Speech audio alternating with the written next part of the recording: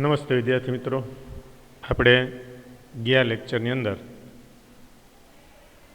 જનીન દ્રવ્ય એટલે કે જે ડીએનએ એના દ્વારા જે આનુવંશિક લક્ષણો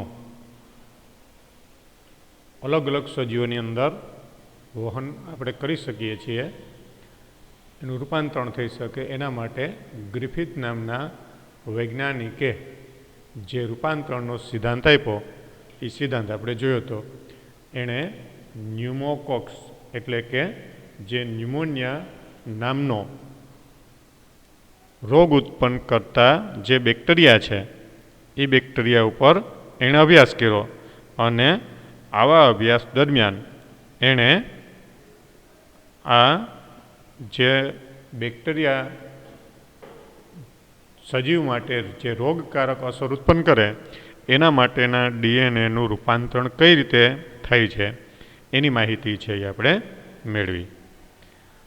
હવે આ માહિતી જ્યારે મળી ત્યારે આપણે આગળ જોયું હતું કે એની અંદર એણે એવું કીધું હતું કે એના માટે આવું જે ડીએનએ છે જવાબદાર છે, પણ આ વૈજ્ઞાનિકો આ ડીએનએ જે છે એ જ આનુવંશિક દ્રવ્ય છે અને એના દ્વારા જ આ બધા પ્રકારની અસર થાય છે એની સ્પષ્ટ રીતે હજી સમજૂતી આપી શક્યા નહોતા. પણ ત્યાર પછીના કેટલાક વૈજ્ઞાનિકોએ અમુક પ્રયોગો કરી અને સંપૂર્ણપણે એ વસ્તુને સાબિત કરી દીધી કે આ ડીએનએ છે એ જ જનીન દ્રવ્ય છે. ડીએનએ જે છે એ જ જનીન દ્રવ્ય છે એની સંપૂર્ણ સમજૂતી છે એ ત્યાર પછીના વૈજ્ઞાનિકોએ સમજાવી. અને આ પ્રકારની જે માહિતી છે એને આધારે ચેઝ નામના વૈજ્ઞાનિકે અને બીજા કેટલાક વૈજ્ઞાનિકોએ બેક્ટેરિયોફેજ નામના જે વાયરસ છે એના ઉપર અલગ અલગ પ્રકારના પ્રયોગો કરી અને એના દ્વારા એણે આ ડીએનએને જ જનીન દ્રવ્ય તરીકે પ્રસ્થાપિત કર્યું. એટલે કે ડીએનએ છે એ જનીન દ્રવ્ય છે અને એના દ્વારા જ દરેક પ્રકારના સજીવોમાં આનુવંશિક લક્ષણો છે એ વહન પામે છે. એની સંપૂર્ણ સમજૂતી અને સંપૂર્ણ પ્રકારની જે માહિતી છે એ આ વૈજ્ઞાનિકોના પ્રયોગો પરથી આપણને મળી. જેમાં હર્શી અને ચેઝ એ બે વૈજ્ઞાનિકોએ જે બેક્ટેરિયોફેજ નામના જે વાયરસ છે એના ઉપર જે પ્રયોગો કર્યા એ અહીંયા હવે આપણે જોવાના છે. અને એના ઉપરથી આપણને જે પ્રશ્ન છે એ પ્રકારે આપણને પૂછવામાં આવે કે ડીએનએ જનીન દ્રવ્ય છે. આ ડીએનએ જે છે એ જ જનીન દ્રવ્ય છે અને એના દ્વારા જ આ પ્રકારની જે બધી આનુવંશિકતાની જે પ્રક્રિયાઓ છે એ થાય છે એવી સમજૂતી જે છે એ આ વૈજ્ઞાનિકોએ આપી. એટલે જે ડીએનએ જે છે એ જ જનીન દ્રવ્ય છે, સમજાવો. ડીએનએ એ જ જનીન દ્રવ્ય છે, સમજાવો, એવા પ્રકારના પ્રશ્ન તરીકે આપણને પૂછવામાં આવે. તો ડીએનએ એ જનીન દ્રવ્ય અથવા તો આપણે એને આનુવંશિક દ્રવ્ય કહીએ છીએ.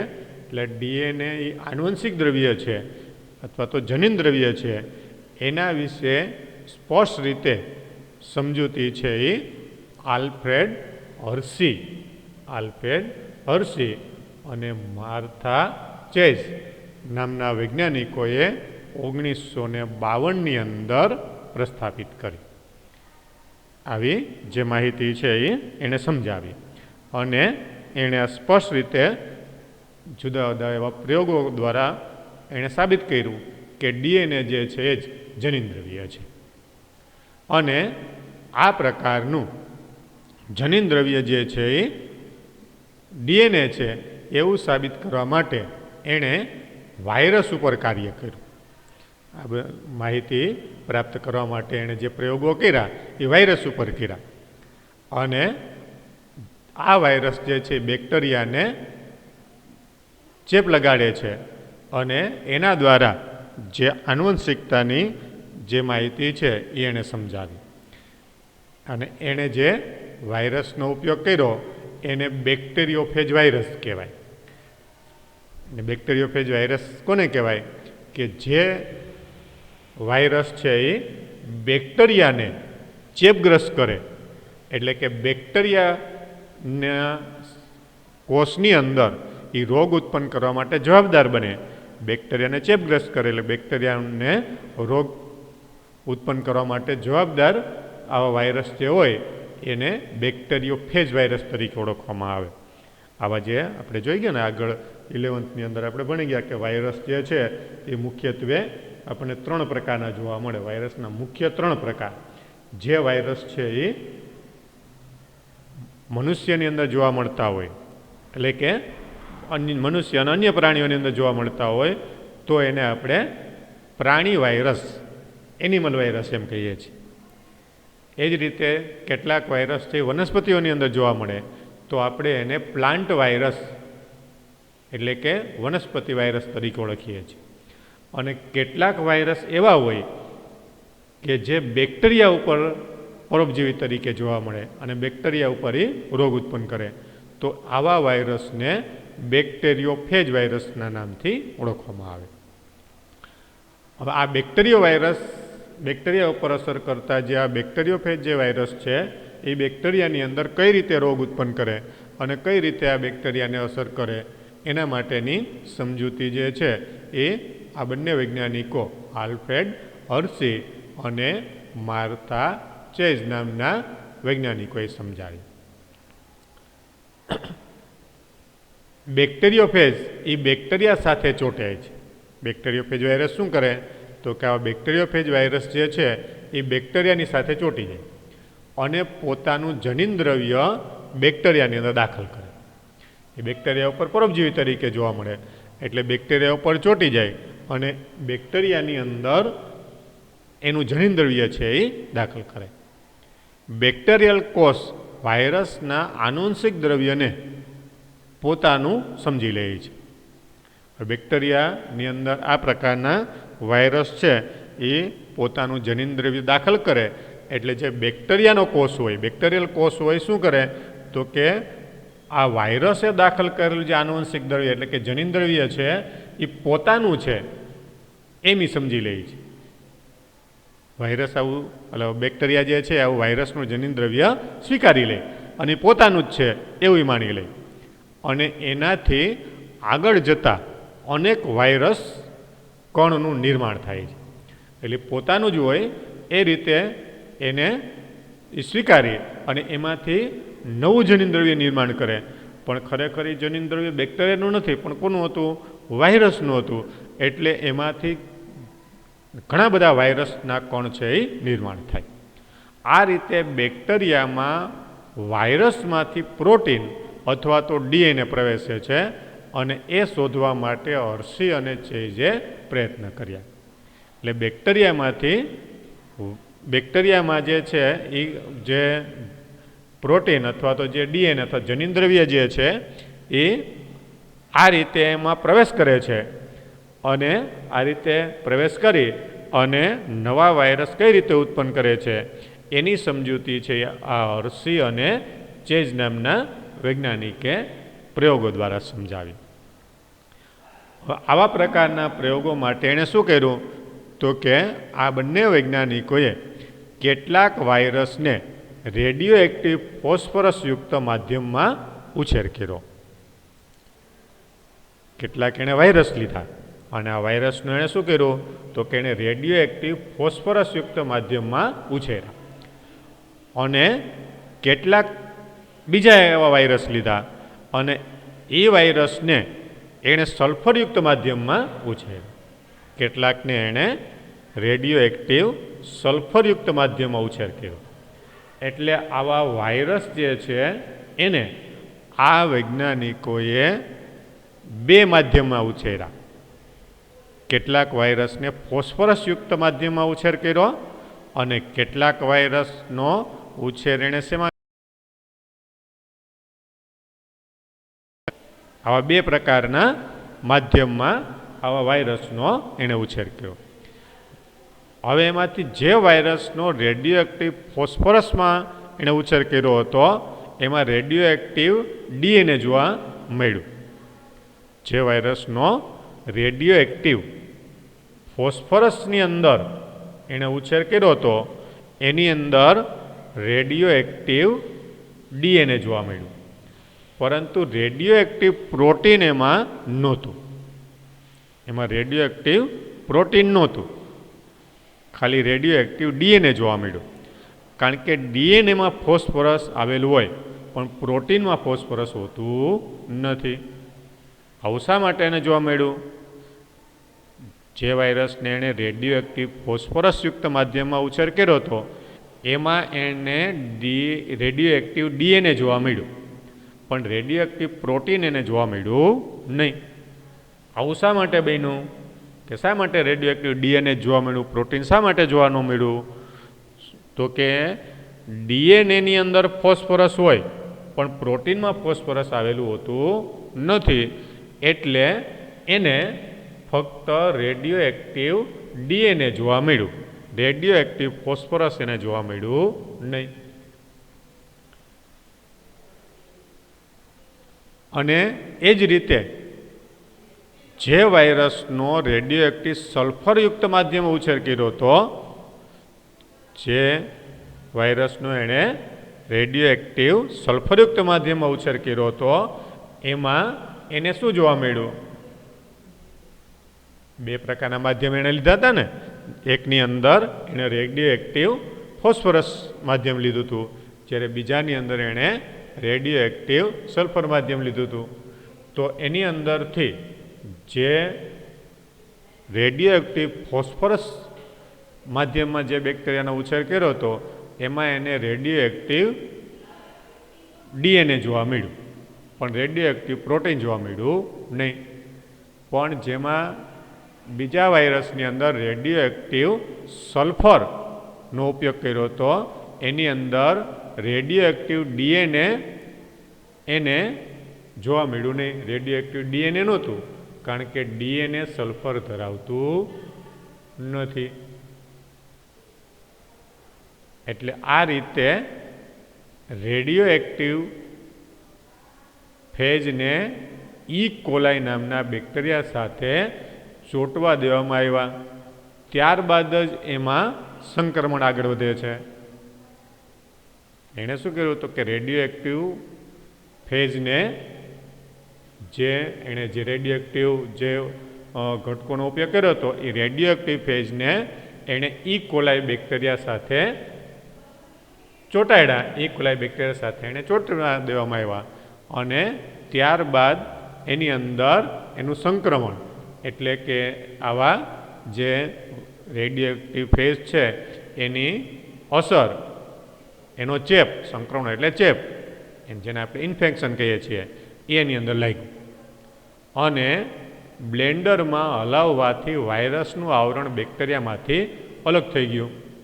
હવે જો આવા પ્રકારના જે વાયરસ છે એ બેક્ટેરિયાની સપાટી ઉપર ચોંટી ગયા હોય પણ બ્લેન્ડરથી આ માધ્યમને એણે હલાવ્યું, એટલે વાયરસ છે એ બેક્ટેરિયાની સપાટી ઉપર જે ચોંટી ગયા હતા એ અલગ થઈ ગયા અને સેન્ટ્રીફ્યુઝમાં ફેરવવાથી વાયરસના કણોને બેક્ટેરિયામાંથી દૂર કરી શકાયા. એટલે એણે શું કર્યું તો કે રેડિયો એક્ટિવ ફેજને પહેલાં ઈ કોલાઈ નામના બેક્ટેરિયા સાથે ચોંટાડી દીધા, એને એની સપાટી ઉપર ચોંટાડ્યા, કારણ કે એના પર બેક્ટેરિયા હોય એના ઉપર આ વાયરસ લગાડે એટલે વાયરસ એમાં માધ્યમમાં ઉછેરે અથવા દાખલ કરે એટલે એ બેક્ટેરિયાની સપાટી ઉપર ચોંટી જાય, એટલે એનો ચેપ એને લાગે.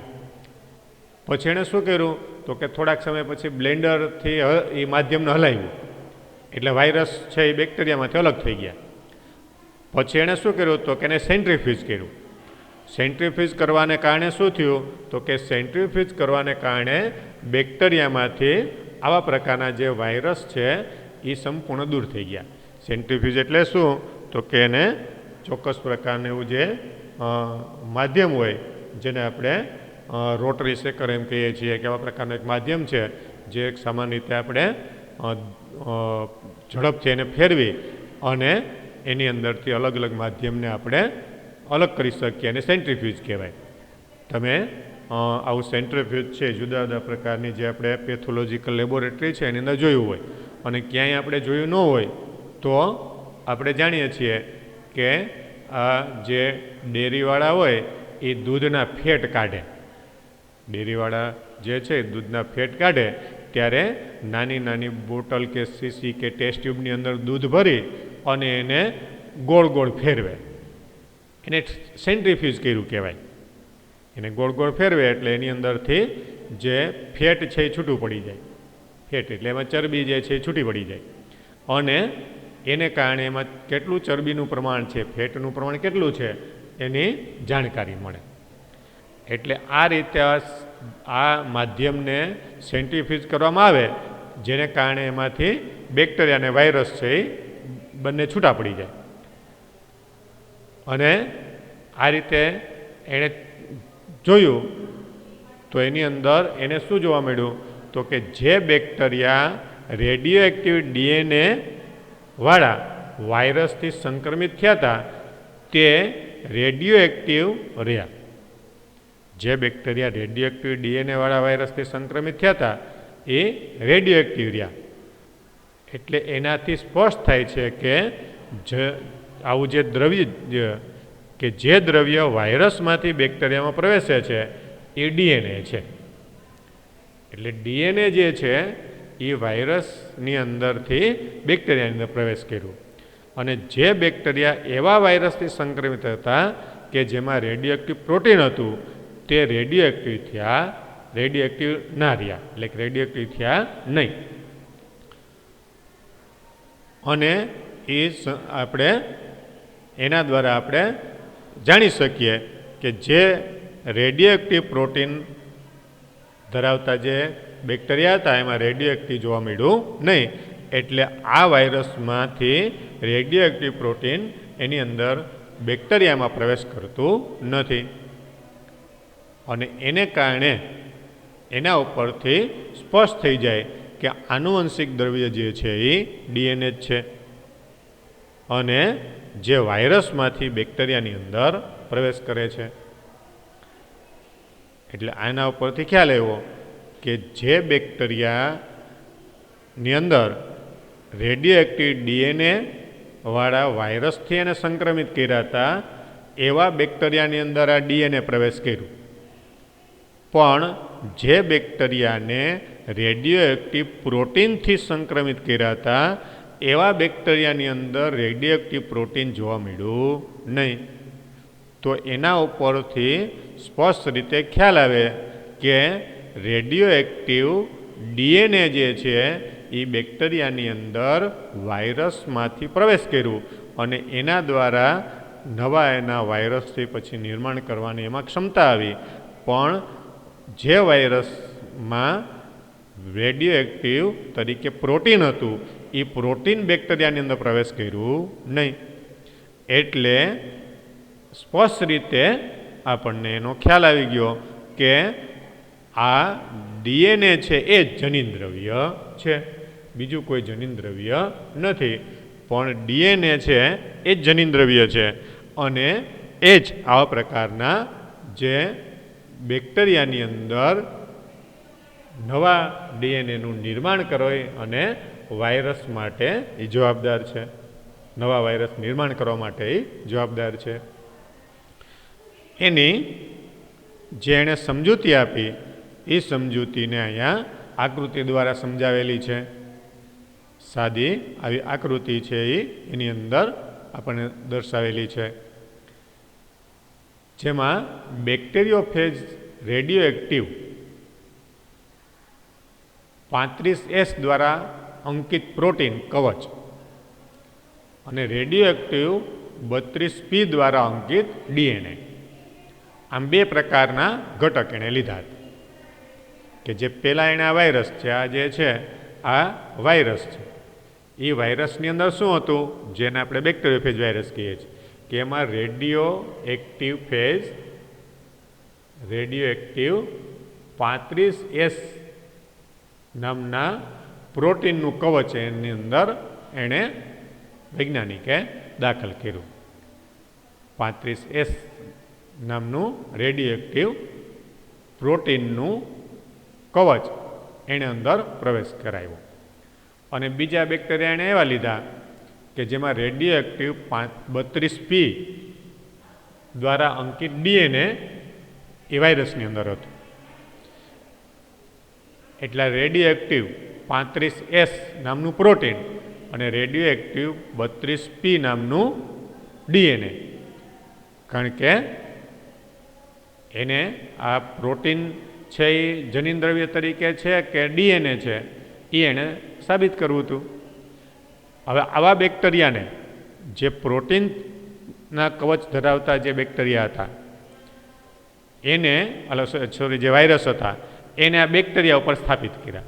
એટલે જો આ જે બીજી આકૃતિ છે એની અંદર બેક્ટેરિયા ઉપર એને સ્થાપિત કર્યા અને બીજા કેટલાક બેક્ટેરિયા ઉપર એણે આ રેડિયોએક્ટિવ DNA અંકિત કરેલા જે વાયરસ છે એ આ આકૃતિની અંદર એણે સ્થાપિત કર્યા. એટલે એને કારણે આ બેક્ટેરિયાની અંદર સંક્રમણ થયું, એટલે એને ઇન્ફેક્શન થયું, એટલે કે એ બેક્ટેરિયા છે એ ચેપગ્રસ્ત બન્યા.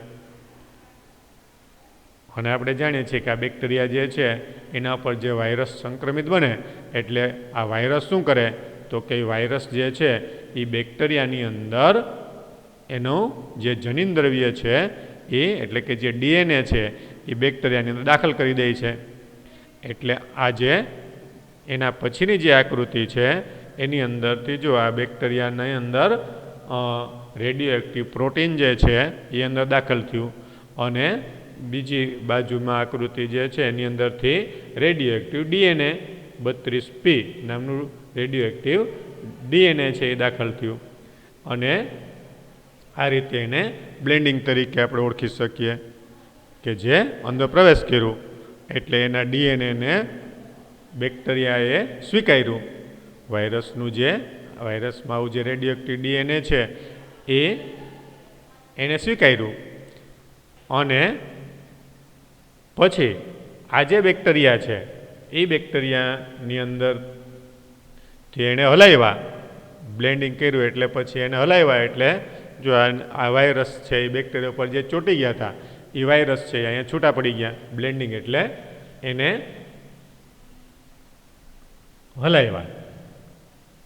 બ્લેન્ડિંગ એટલે જેને આપણે કહીએ ને વલોવ્યા, બ્લેન્ડિંગ એટલે વલોવવું. એટલે એમાંથી વાયરસ છે એ છૂટા પડી ગયા અને પછી સેન્ટ્રીફ્યુજ કર્યા. એટલે સેન્ટ્રીફ્યુજ કર્યા એટલે બેક્ટેરિયા અને વાયરસ સંપૂર્ણપણે અલગ પડી ગયા. પછી એણે આગળ થોડાક સમય પછી જોયું તો એની અંદર શું જોવા મળ્યું તો કે જે કોષમાં રેડિયોએક્ટિવ 35A નામનું જે 35S નામનું જે પ્રોટીન એણે દાખલ કર્યું હતું એ પ્રોટીન એમાં જોવા મળ્યું નહીં અને નિતારમાં રેડિયોએક્ટિવ 35A જોવા મળ્યું. કોષની અંદર આ રેડિયોએક્ટિવ 35S નહોતું પણ એનું જે માધ્યમ હતું એમાં રેડિયોએક્ટિવ 35S જોવા મળ્યું કે જે એક પ્રોટીન હતું. જ્યારે બીજા જે બેક્ટેરિયા છે એના કોષની અંદર રેડિયોએક્ટિવ 32P નામનું જે DNA છે એ જોવા મળ્યું પણ એના નિતારની અંદર રેડિયોએક્ટિવ જોવા મળ્યું નહીં. કારણ કે એ બેક્ટેરિયાની અંદર દાખલ થઈ ગયું હતું એટલે નિતાર એટલે એનું માધ્યમ જે છે એની અંદર જોવા ન મળ્યું. જ્યારે પેલા જે બેક્ટેરિયા છે એની અંદર રેડિયોએક્ટિવ 35S જોવા નહોતું મળ્યું પણ નિતારની અંદર જોવા મળ્યું. જ્યારે બીજાની અંદર રેડિયોએક્ટિવ 32P નામનું જે DNA છે એ જોવા મળ્યું પણ એના નિતારની અંદર એ જોવા મળ્યું નહીં. અને એના ઉપરથી આપણે આ માહિતીને સાબિત કરી શકીએ કે આ પ્રકારના જે બેક્ટેરિયા છે એ બેક્ટેરિયાની અંદર આ DNA જે છે એ DNA એની અંદર જોવા મળે છે. એટલે એનો અર્થ એ થયો કે આ પ્રકારનું જે DNA છે એ વાયરસની અંદરથી બેક્ટેરિયાની અંદર પ્રવેશ કરે છે અને આગળ એના ગુણધર્મો જે છે એ પ્રદર્શિત કરે છે. એટલે આ પ્રયોગ ઉપરથી આ બંને વૈજ્ઞાનિકોએ સ્પષ્ટ રીતે એની સમજૂતી આપી કે આ પ્રોટીન જે છે એ જનીનદ્રવ્ય નથી, પણ ડીએનએ છે એ જ જનીનદ્રવ્ય છે. જો પ્રોટીન એ જનીનદ્રવ્ય હોત તો આ પ્રકારનું જે પ્રોટીન છે એ બેક્ટેરિયા કોષની અંદર દાખલ થાત અને આ જે બેક્ટેરિયાના કોષ છે એની અંદર એના કેટલાક લક્ષણો છે એમાં ફેરફાર કરત અથવા તો નવા વાયરસનું નિર્માણ કરત. પણ અહીંયા આવું કોઈ પ્રોટીન જે છે એ કાંઈ અસર કરી નથી કે પ્રોટીન છે એ બેક્ટેરિયાના કોષની અંદર પ્રવેશ પણ નથી કર્યો. એટલે એને કારણે આપણે સ્પષ્ટ રીતે એમ કહી શકીએ કે જે જનીનદ્રવ્ય છે એ ડીએનએ જ છે, પ્રોટીન છે એ જનીનદ્રવ્ય નથી. આ રીતે આ હર્શી અને ચેઝ નામના બંને વૈજ્ઞાનિકોએ બેક્ટેરિયા ફેજ નામના વાયરસની મદદથી અને ઈ કોલાઈ નામના જે બેક્ટેરિયા છે, ઈ કોલાઈ એટલે જેને આપણે ઇસ્ચેરેસિયા કોલાઈ કહીએ છીએ, જેની મદદથી આ માહિતીને સ્પષ્ટ રીતે સમજાવી. એટલે આ 35S એક પ્રકારનું જે પ્રોટીન રેડિયો એક્ટિવ પ્રોટીન છે, જ્યારે 32P જે છે એ રેડિયો એક્ટિવ ડીએનએ છે. એસ એટલે સલ્ફર અને જેમાં પી એટલે ફોસ્ફરસ, કે જે આ પ્રોટીન અને જે ડીએનએ છે એના બંધારણની અંદર આવેલ મુખ્ય ઘટક છે અને એ રેડિયો એક્ટિવ તરીકે આપણે લઈ શકીએ. સલ્ફર અને ફોસ્ફરસ એક પ્રકારના રેડિયો એક્ટિવ પદાર્થ તરીકે એણે લીધા હતા. અને રેડિયો એક્ટિવ પદાર્થ હોય એટલે જે પદાર્થ હોય એનું આપણે પરીક્ષણ કરી શકીએ, કારણ કે એની અંદર આપણે આખા ડીએનએનો અભ્યાસ તો કરી શકતા નથી, અથવા તો ડીએનએ આપણને સીધી માહિતી મળતી નથી કે એની અંદર ડીએનએ કયા પ્રકારનું છે અને શું છે અને કઈ રીતે એની અંદર દાખલ થયું. પણ જે આ વૈજ્ઞાનિકોએ શું કર્યું તો કે પ્રોટીનની સાથે આ સલ્ફર છે રેડિયો એક્ટિવ સલ્ફરને એણે દાખલ કર્યું હતું. એટલે ખબર પડી કે આ જ પ્રોટીન છે, નહીં તો એની અંદર બીજા અન્ય પ્રોટીન પણ આવેલા હોય. અને ડીએનએની અંદર એણે 32P નામનું ફોસ્ફરસ છે એ રેડિયો એક્ટિવ તરીકે દાખલ કર્યું હતું. એટલે એના ઉપરથી સ્પષ્ટ રીતે આપણે એનો ખ્યાલ આવી જાય. એટલે આ રીતે આ બંને વૈજ્ઞાનિકોએ આ સંપૂર્ણ જે માહિતી છે એ પ્રસ્થાપિત કરી કે જનીનદ્રવ્ય તરીકે ડીએનએ આવેલું છે, જનીનદ્રવ્ય તરીકે ડીએનએ છે. એટલે આ જે પ્રયોગ જે છે એ આપણને આ હર્શી અને ચેઝ નામના બંને વૈજ્ઞાનિકોએ દર્શાવેલો આ પ્રયોગ આપણને પ્રશ્ન તરીકે મોટે ભાગે 4 માર્કના પ્રશ્ન તરીકે પૂછી શકે. તો એની સાથે આપણે આકૃતિ પણ ફરજિયાત અહીંયા દોરવાની આવે. આવી જે સાદી જે આવી આકૃતિ હોય તો એ ઘણી વખત કે એક પ્રકારની ચાર્ટ સ્વરૂપની આકૃતિ કહેવાય. એટલે આવી જે આકૃતિ જે છે એ આકૃતિ આપણને ઘણી વખત પ્રશ્નની અંદર ન પૂછે. પ્રશ્ન અંદર એમ ન કહે કે આકૃતિ સહિત સમજાવો, પણ જો આપણને આ પ્રશ્ન છે એ 2 કે 3 માર્કના પ્રશ્ન તરીકે પૂછેલો હોય તો આવી આકૃતિ દોરવાની જરૂર રહેતી નથી.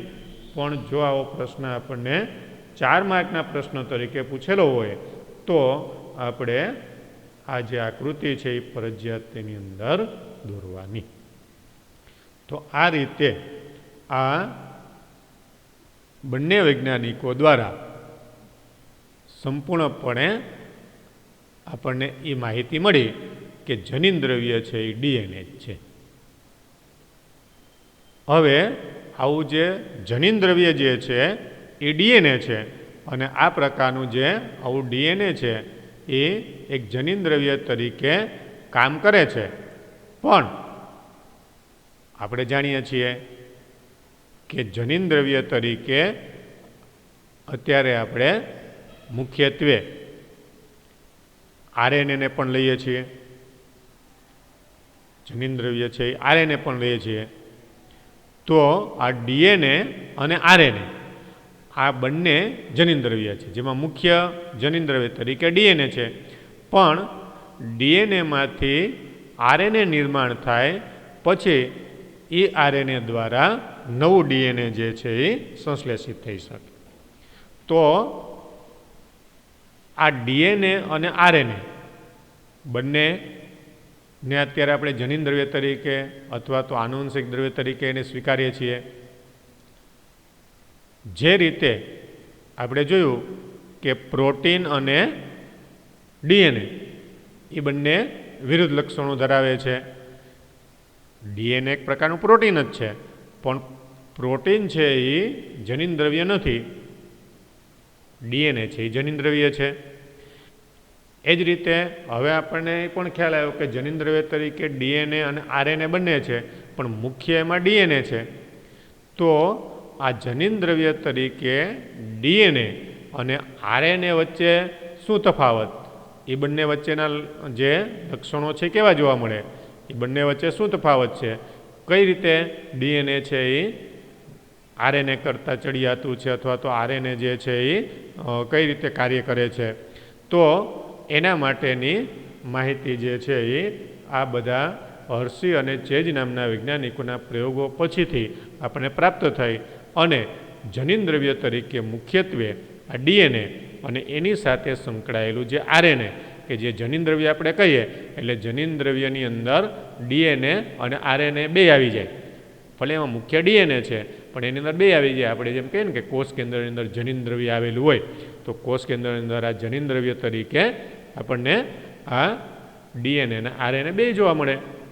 તો આ જનીન દ્રવ્યના જે ગુણધર્મો છે એ કયા કે જનીન દ્રવ્ય તરીકે આપણે ડીએનએ અને આરએનએ લઈએ છીએ તો આ ડીએનએ વિરુદ્ધ આરએનએના ગુણધર્મ કયા કે ડીએનએના ગુણધર્મ કેવા હોય, એની સામે આરએનએના ગુણધર્મ કેવા હોય, આરએનએ કરતાં ડીએનએનો ગુણધર્મ કઈ રીતે અલગ પડે, એની માહિતી જે છે એ આપણને હવે પછીના લેક્ચરની અંદર આપણે એને જોશું કે ડીએનએ વિરુદ્ધ આરએનએના ગુણધર્મ કેવા હોય અને એના લક્ષણો છે એ આપણને કેવા મળે.